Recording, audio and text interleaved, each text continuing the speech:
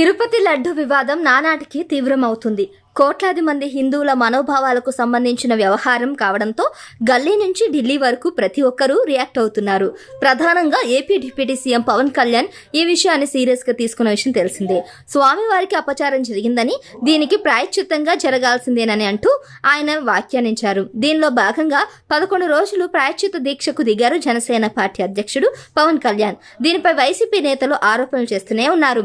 లడ్డు వివాదం తెరపైకి వచ్చిన వెంటనే బాధ్యులు ఎంతటి వారైనా కఠిన చర్యలు తీసుకుంటామని పవన్ కళ్యాణ్ హెచ్చరించారు. ధార్మిక పద్ధతులు, ఇతర సమస్యలను పరిష్కరించేందుకు జాతీయ స్థాయిలో సనాతన ధర్మ రక్షణ బోర్డుని ఏర్పాటు చేయాలని ఉప ముఖ్యమంత్రి కోరారు. ఆ వెంటనే అపచారానికి ప్రాయశ్చిత్తంగా పవన్ 11 రోజుల దీక్షను ప్రారంభించారు. 11 రోజుల దీక్ష అనంతరం అక్టోబర్ 1న తిరుపతి నుంచి అలిపిరి మెట్ల మార్గంలో తిరుమలకు కాలినడక వెళ్లనున్నారు పవన్ కళ్యాణ్. 2న ఉదయం శ్రీవారిని దర్శించుకుని ఆ వెంటనే దీక్ష విరమించనున్నారు. ప్రాయశ్చిత్త దీక్షలో భాగంగా విజయవాడ కనకదుర్గమ్మ ఆలయంలో శుద్ధి కార్యాలయాన్ని చేపట్టనున్నారు. మెట్లను స్వయంగా కడిగిన పవన్ కళ్యాణ్ పసుపు రాసి కుంకుమ బొట్లు పెడతారు. మరోవైపు పవన్ కళ్యాణ్ చేపట్టిన ప్రాయశ్చిత్త దీక్షకు మద్దతు పెరుగుతుంది. అయితే పవన్ కళ్యాణ్ దీక్షపై వైసీపీ నేత, మాజీ మంత్రి ఘాటు వ్యాఖ్యలు చేశారు. చంద్రబాబు 100 రోజుల పాలనలో జరిగిన దారుణాలు, వైసీపీ నేతలపై దాడులు వంటి వాటి నుంచి ప్రజల దృష్టిని మరలించేందుకు వెంకటేశ్వర స్వామిని రాజకీయం చేస్తున్నారని రోజా ఆరోపించారు.